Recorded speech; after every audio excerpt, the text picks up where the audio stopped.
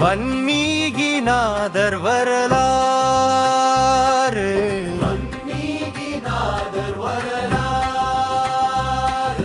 வன்மீகிநாதர் வரலாறு. 14 சித்தர்களில் ஒருவராக போற்றப்படும்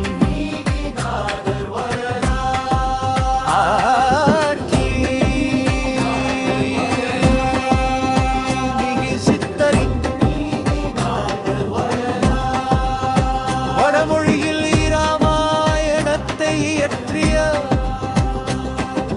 வான்மீகி முனிவரேதான் என்று ஒரு சாரார் கருதுகின்றனர். இருப்பினும் தமிழ் சித்தர் மழுவி இவர் ஒரு தனித்துவமான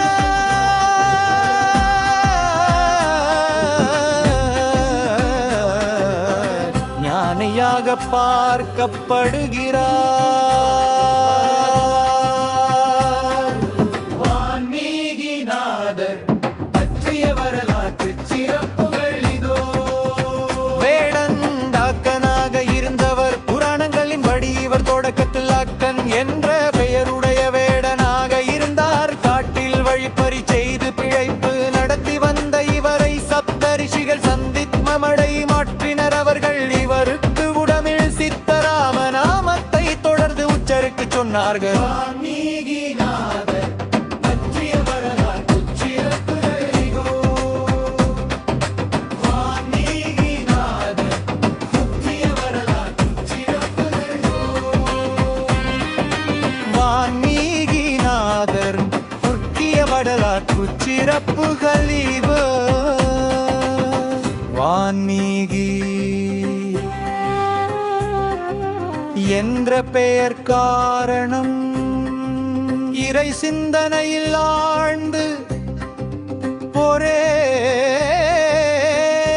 இடத்து அசைவற்று நீண்ட காலம்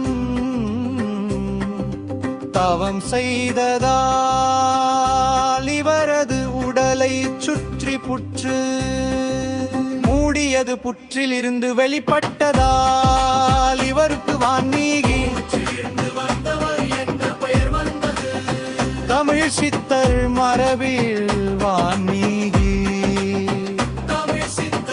இலக்கியங்களில் வான்மீகி நாதரின் பாடல்கள் ஞானம், யோகம் மற்றும் உடலை அழியாமல் காக்கும் காயகல்ப முறைகளை பற்றி பேசுகின்றன. இவர் 8 குடி திருவாரூர் போன்ற தலங்களுடன் நெருங்கிய தொடர்புடையவர். குறிப்பாக திருவாரூர் தியாகராஜர் கோயிலில் உள்ள அசலேஸ்வரர் சந்நிதியில் இவர் நீண்ட காலம் தவம் செய்ததாக கூறப்படுகிறது.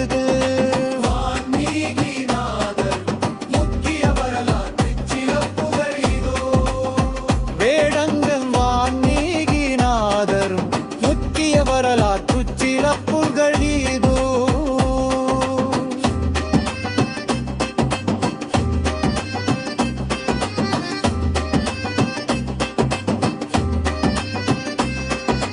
வான்மீகி அருளிய நூல்கள் சித்தர் பாடல்கள்